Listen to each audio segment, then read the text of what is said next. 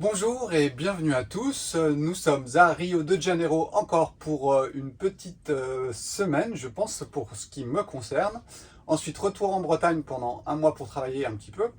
Et aujourd'hui, ce que je vais vous présenter est la suite de la vidéo précédente. C'est-à-dire que dans la vidéo précédente, c'était vraiment une façon de présenter l'art, l'artiste, d'une façon très simple dans le sens où comment il intervenait dans ma vie et surtout pourquoi ils étaient aussi sous la coupe de l'inversion que l'on ressent aujourd'hui sur plein de points différents, que ce soit l'économie, l'éducation des enfants, le mariage, peu importe. De toute façon, tous les sujets qui nous entourent aujourd'hui sont sujets à inversion.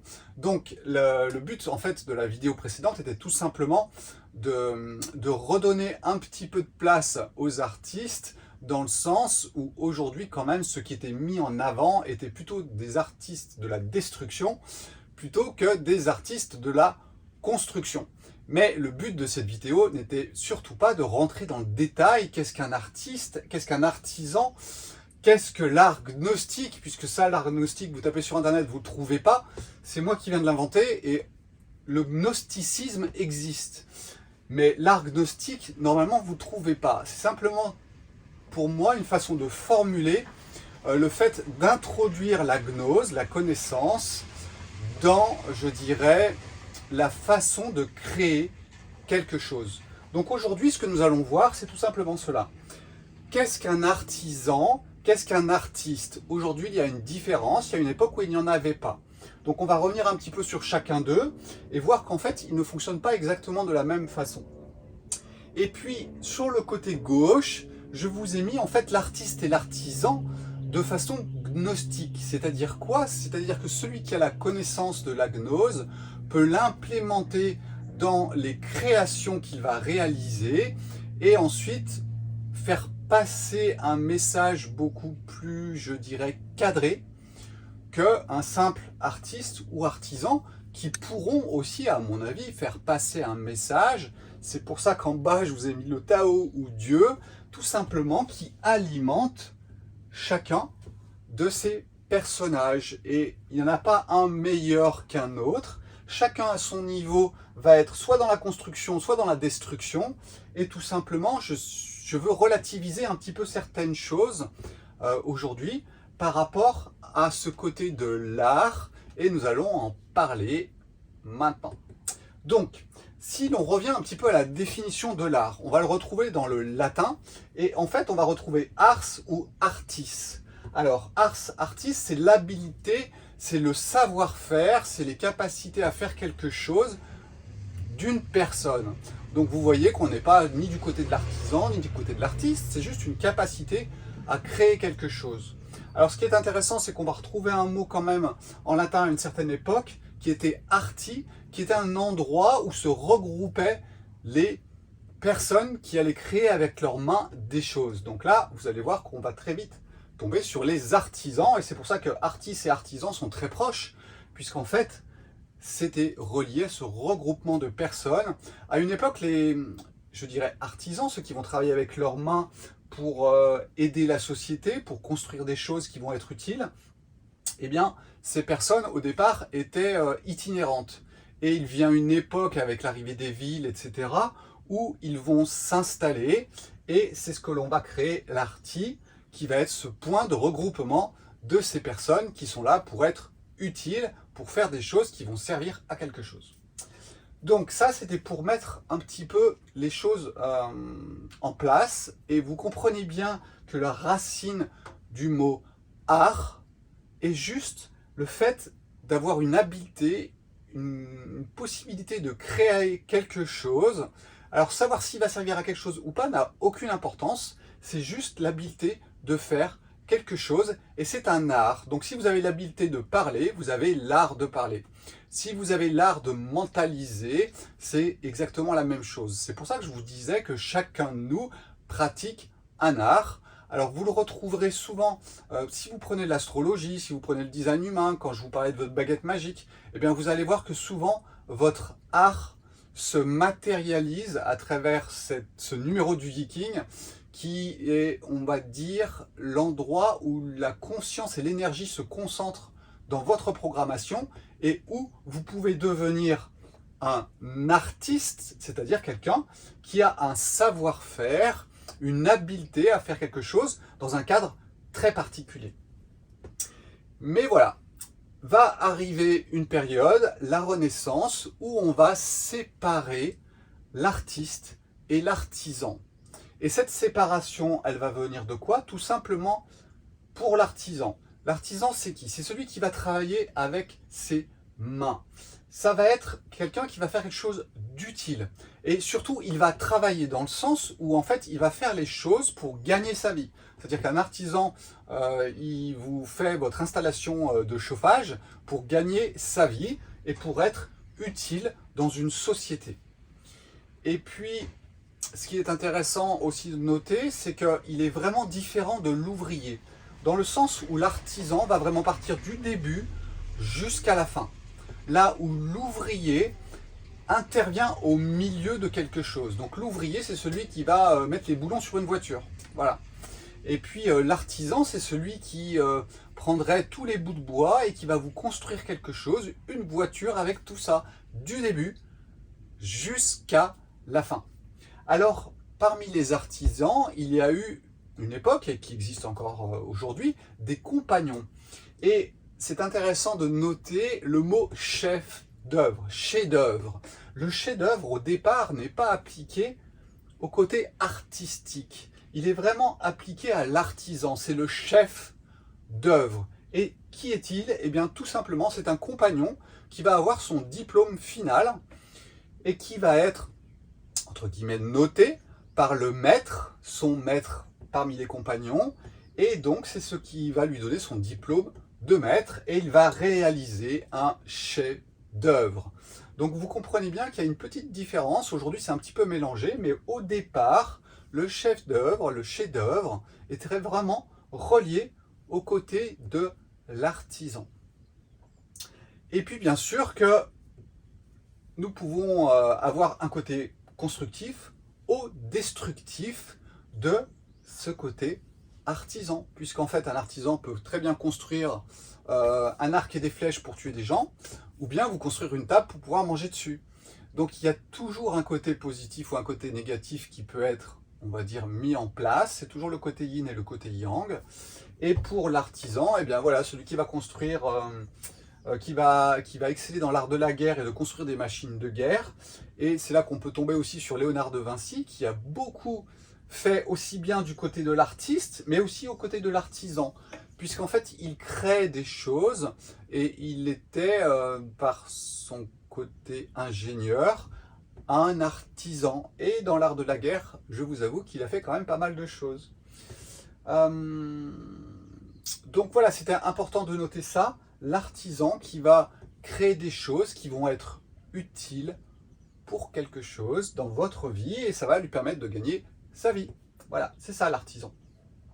Et puis nous avons dissocié ça de l'artiste. L'artiste, c'est celui qui va créer aussi, hein, la même racine de la création, une habileté à faire quelque chose, et qui va le créer surtout d'une façon un peu particulière. Et là, il y a plusieurs choses qui vont intervenir. Il va y avoir une intervention du côté émotionnel. Donc oui, les émotions vont porter l'artiste à travers son œuvre. Et là, nous ne parlerons plus de chef-d'œuvre, mais nous parlerons d'œuvre d'art. Et là, vous voyez bien, c'est intéressant de le noter, la différence entre chef-d'œuvre et œuvre d'art à la racine des choses. Après, tout a été mélangé. Donc l'artiste est porté par ses émotions. Donc oui, il est dans l'ego, mais autant que l'artisan quelque part qui veut, je dirais, gagner sa vie et son casse-croûte. Et puis nous verrons comment, effectivement, avec la gnose ou le do, parce que je vous en ai parlé lors de la dernière vidéo, mais sans vraiment faire des séparations entre tout ça. Aujourd'hui, je vais essayer vraiment de faire des séparations entre chaque chose. Et c'est le but en fait de cette vidéo, c'était vraiment de remettre les choses à leur place, parce que des fois j'ai tendance aussi à pas forcément me focaliser sur une vérité absolue. Donc je vous donne une partie de la vérité, et puis là j'essaye d'arriver sur une vérité absolue, ça dépend des vidéos, et donc c'est ce que j'essaye de faire aujourd'hui. Cet artiste, l'émotion, donc l'émotion peut le porter, et cette émotion, eh bien en fait tout simplement c'est les couleurs de la vie. Donc son œuvre d'art va possiblement être aussi en phase avec ses moments, s'il va bien, s'il est heureux, si on le voit très bien en musique classique, ou on le voit très bien aussi dans ce qui est de la musique populaire, où vous pouvez avoir des chansons qui sont tristes, des chansons qui sont gaies, et ça c'est l'artiste qui va se laisser porter par ses émotions, qui va être inspiré par quelque chose, et donc qui va utiliser tout cela pour créer une œuvre, et c'est un des modes de fonctionnement de l'artiste, mais il n'y a pas que l'émotion qui va pouvoir aider l'artiste, il y a beaucoup d'autres choses. Vous avez une phrase de Platon, alors je la connais pas par cœur, du coup je l'ai notée, et la phrase de Platon c'est « le poète est inspiré des dieux ». Et c'est pour ça que j'insiste aussi sur le fait que Dieu crée toutes les couleurs. Donc en fait, Dieu inspire aussi bien l'artiste que l'artisan ou que celui qui est dans une recherche de connaissance, du do, de la maîtrise, de l'harmonie avec l'univers. Et Dieu est partout, pas plus d'un côté que de l'autre, en sachant qu'on peut très bien s'enfermer du côté de la gnose, ou on peut très bien s'enfermer, décidément, j'ai du mal, s'enfermer du côté de l'artiste qui va par exemple prendre de la drogue, de l'alcool, pour partir dans d'autres espaces et en ramener quelque chose qui pourrait devenir une œuvre d'art. Donc l'artiste va être aussi inspiré par l'instinct. L'instinct traverse l'être humain et lui fait avoir des réactions par rapport à quelque chose. Cet instinct, il est intéressant. Vous verrez aussi que l'artiste, souvent, il est spontané. C'est-à-dire qu'en fait, il n'a pas une technique. Quand vous prenez un artisan, eh bien, en fait, il va vous dessiner tous les plans de tout ce qu'il va faire. Il va bien mettre, je dirais, toutes les phases de la construction. Tout va être réfléchi et ensuite, on passe à la pratique. Là où l'artiste est dans la spontanéité, c'est-à-dire qu'en fait, il se laisse porter par l'instant. Ça peut être un instant d'émotion, ça peut être un instant de l'instinct, ça peut être aussi un instant de l'intuition, et c'est ce que moi je vais appeler en général l'inspiration. Et cette spontanéité est très présente normalement chez l'artiste, qui bien sûr a besoin d'une technique de base pour être un bon artiste et que le rendu ne soit pas brouillon, mais généralement il ne va pas fonctionner du tout de la même façon. On pourrait presque dire que nous avons les deux faces de la même chose, la création de quelque chose avec une face yang qui va être très terre à terre, très cartésienne et très, je dirais, carré, même si l'art de l'artiste peut être aussi très carré, mais on va dire qu'il y a une réflexion mentale qui est beaucoup plus importante. Et puis, nous allons avoir le côté beaucoup plus yin, vaporeux de l'artiste. Alors, en sachant qu'il y a une chose très amusante, c'est par exemple que l'horlogerie, à une époque, l'horloger était un artisan.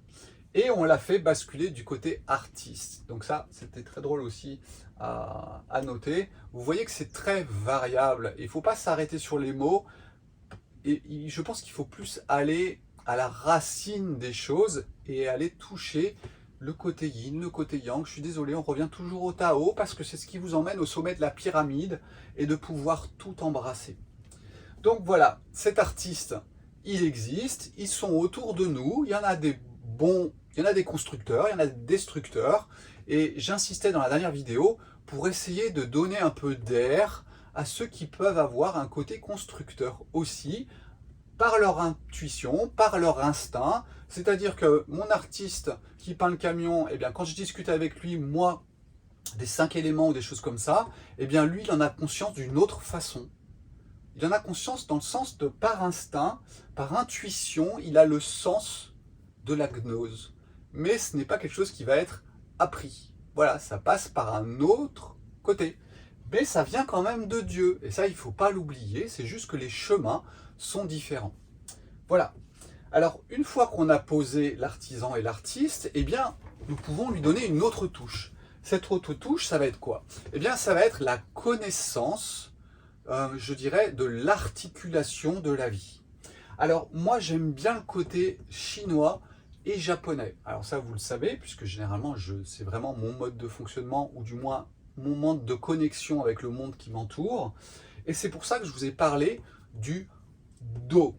Alors, le Do, c'est bien sûr en japonais, mais il faut savoir que l'écriture en symbologie du Do, c'est la même écriture que le Tao.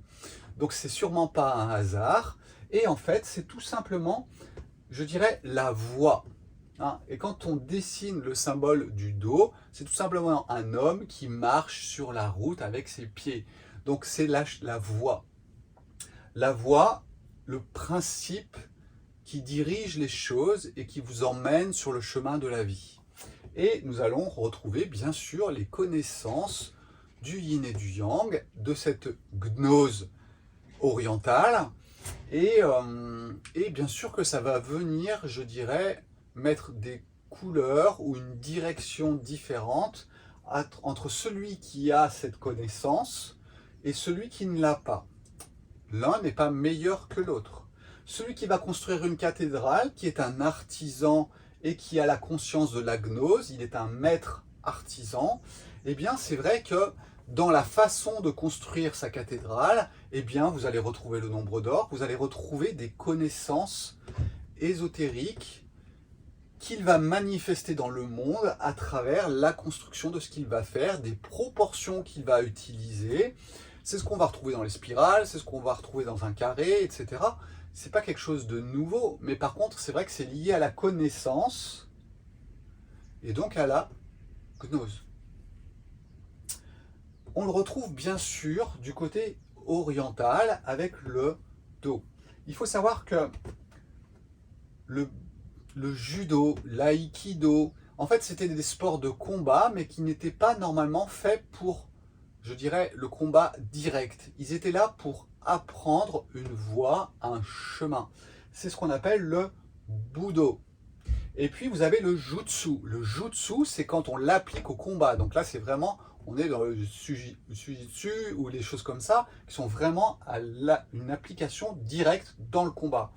Dans ce qui est l'art du Budo, eh bien, tout simplement, c'est essayer, au travers du mouvement de son corps, de sentir l'univers à l'intérieur de soi et de s'harmoniser avec le mouvement de l'univers. Et j'ai eu la chance de pratiquer le judo, le karaté, le tai chi.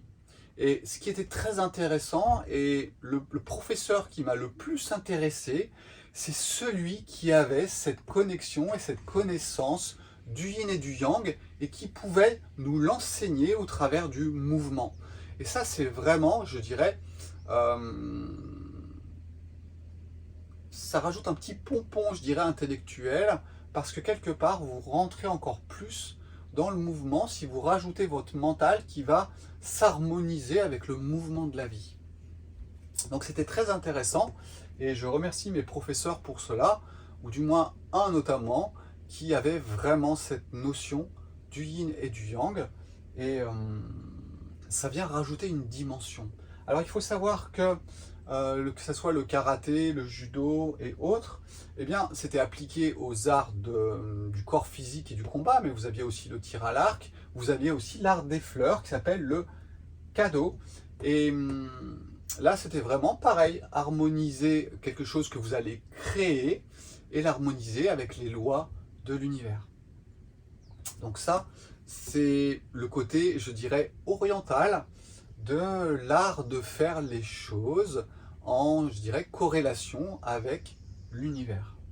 Alors, ne créons pas des séparations là où il n'y en a pas. C'est pour ça que je vous ai vraiment mis en bas Dieu, le Tao, appelons-le comme vous voulez, mais c'est lui qui insuffle, je dirais, la direction à tout ça. Et ensuite, les êtres humains, au travers de, je dirais, leur libre arbitre, vont pouvoir le faire en construction ou en destruction.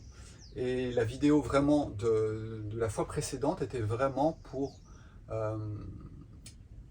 essayer de nous rappeler que même les artistes sont victimes de ce qui se passe aujourd'hui et qu'il est bien aussi d'aider les artistes qui sont dans une construction.